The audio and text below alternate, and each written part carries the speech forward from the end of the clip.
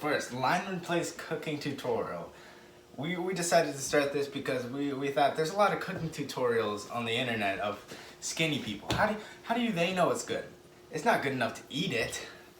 So we decided that we're gonna make it because you know that it's good.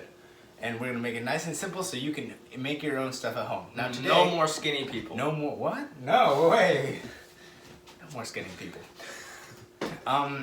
Today we're gonna have a nice simple meal. We're gonna start out with the breakfast burrito. We got our tortillas, we got our cheese, we got our sausage, potatoes, and eggs.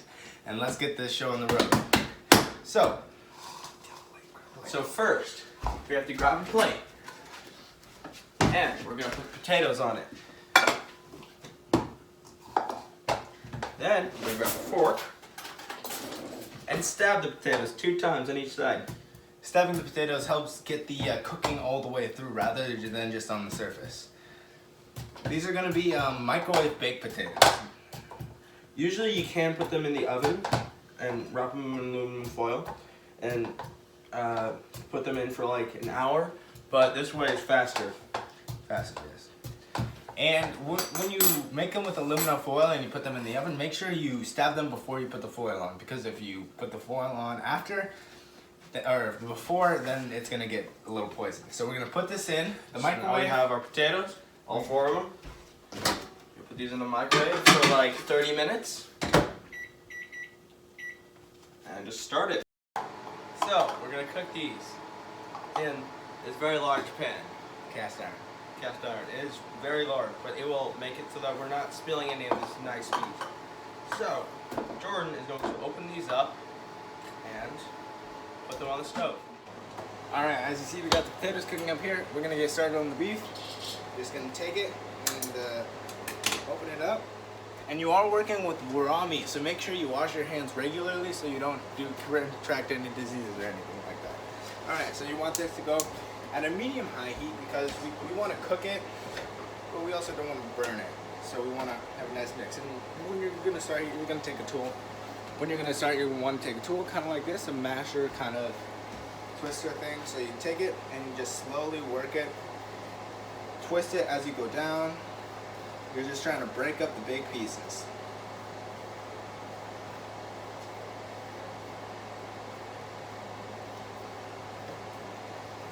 There we go. Got 25 minutes left on the potatoes.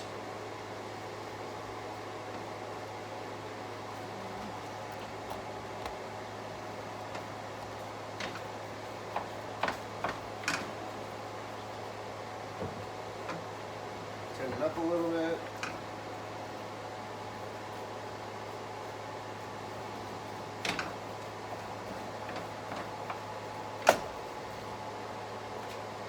Alright. While this is going, Elijah's gonna help us by whipping up some eggs.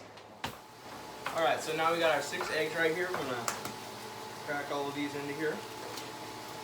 Make sure you crack it on the counter, not the edge of the bowl, because if you get it on the edge of the bowl, then some of the shell goes into the egg. And once you break it, then you get some shell in the eggs, and that's not what you want to do. And then you start eating those, and those do not taste good. Personal experience.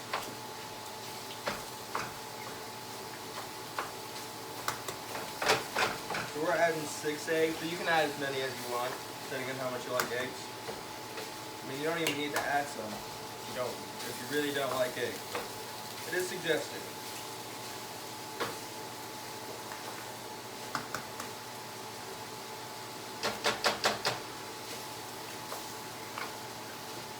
So we're gonna whisk this up. You see that you accidentally got some shells in there, which are my. So you have to make sure that you reach in and get them out. It's okay, just as long as you wash your hands before you do it. Yep. You want to whisk it up nice and good. Nice and good. When you whisk it up, when it's going to be perfect. When there's not going to be, it's going to be pretty. It's going to be a pretty even yellow color. And like when you let the whisk out of the mix, out of the eggs, there shouldn't be a ton of that kind of stuff because that's the whites, and you're trying to beat the whites and you're trying to get an even mix. So there shouldn't be really any clear stuff. There's going to be a lot of bubbles, but it should be mainly just Golden eggs. And as always, you can add some milk if you want to.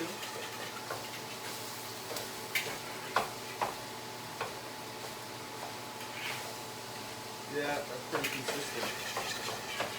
Anywhere I pick it up, it's the same thing. So, now that the eggs are done whisking, we are going to cook these later. Alright, as you can see, we're back with the meat. And as you can see, we've been working a lot like this, and it's starting to develop a little bit more into the sausage shape that we want. So we're gonna just keep doing this until we want to make sure it has a nice brownish color at the end, right? Yeah. And we just want to make sure it's getting cooked all the way through. So we're just gonna keep mixing it, and then every once in a while you're gonna want to take a spatula, just flip it over, make sure both sides are getting cooked. That way you're not eating half cooked. All right. As you can see, we're getting that nice color that we want. Ooh, it's hot. We got some good liquid coming out and nice fats. That's the stuff that makes the flavor really good. That's what we want right there. Got a little bit of char going on, but we kind of want to make sure it's nice and cooked, because we like it a little jerky, at least for the sausages. So with the brown, we're just gonna mix it through. Just gonna keep going. It's much better that it would be overcooked than undercooked. You do not want undercooked. We're gonna cook this for probably another minute or so, and then we're actually gonna move it down to a simmer right now, because the potatoes still have 10 minutes left, and we want to keep it nice and warm, but we don't want to just keep cooking. So that's what a simmer is for. Okay, so right here we got the eggs. Kind of hard to see with the light, but we're gonna get some spray, make sure it's not sticking to the pan.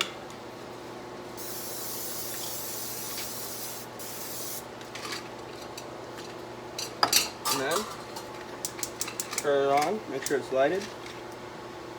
Turn it on medium. We're just gonna pour the whole thing in there.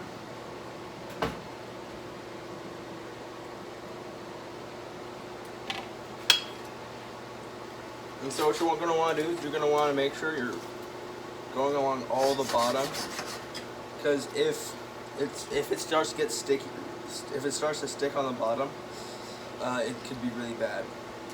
If you want to cook it quicker, you can turn it on high, but you just have to be really wary of all that's sticking on the bottom. Alright, so now it's starting to stick this sides a little, which means it's getting cooked. And you also want to make sure you're using a flat head of this, so that it's able to scrape the whole bottom. Because if it's like curved like this, then it's not going to work. But it's just getting 1 point. You want this to get all of it.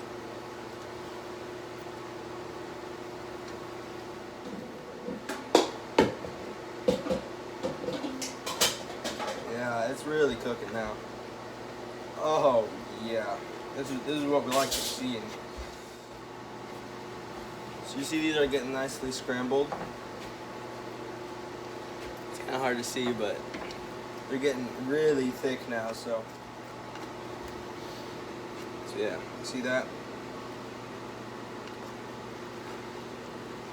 And if it's still a little gooey, then you can just keep on flipping it over, making sure that it's working. And if it's working, if it like starts to dry out a little, I'm just gonna leave it like that. As you can see, we just finished microwaving the potatoes. How firm should the potatoes be, Lige? There should be a little air space, or once they've cooled down, they should be like really wrinkled. That means because it's taking out the moisture out of it, so it's smaller. So what we're gonna do, what you can do is you can use a cheese grater and make like sort of hash browns and grate all those, but that takes a really long time, and it takes a while for these potatoes to cool down enough.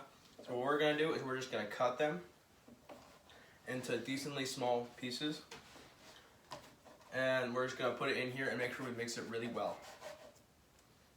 And so when we mix it, we're gonna use like a fork to make sure we're mixing all of it really well. Yeah, you grab a knife, get going.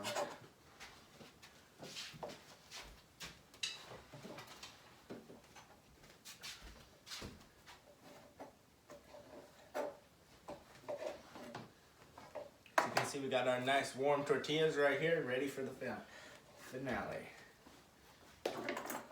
Alright, now that we have all the potatoes chopped up, we are going to dump them in here. Some, but. And then we got this cheese. We're going to put this in here. You can put in as much cheese as you want. We like a lot of cheese, so. I assume you do too. And then you're going to take a fork and just going to start mixing. Like we said, if you're going to cut it up the potatoes, mix it really well because it's going to be some big chunks. So you can always do a little whack at the potatoes because they're pretty soft, so you can cut them with just with a fork, and it'll make it a nice blend.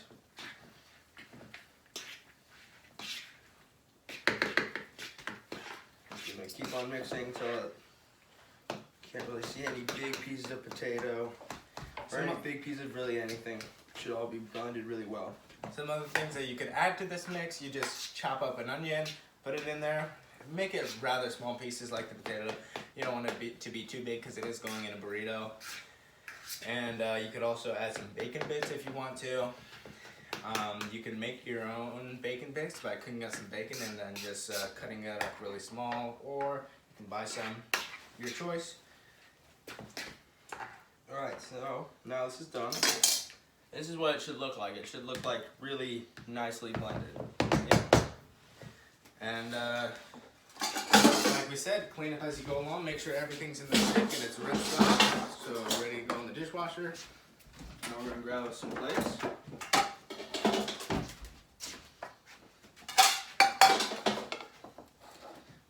Take out our warm tortillas. You can warm these up by putting a damp warm paper towel over it, putting it in the microwave for a couple seconds, like 30 seconds, and it should be good. You can put in as much of it as you want. Oh yeah, look at that. Oh, it looks beautiful. You can put in as much as you want, but a little amount it'll fold better, and it's gonna be It'll make a nicer burrito if you easier make to it. control by the tortilla. Mm-hmm. Fold it.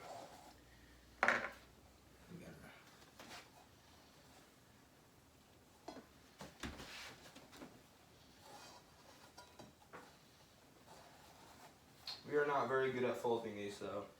Maybe you aren't. We are not very good at folding these. All right, and you have your breakfast burrito. Boom. Thank you for watching this video where we make a breakfast burrito. And we hope you'll subscribe and click for more notifications so you never miss a video.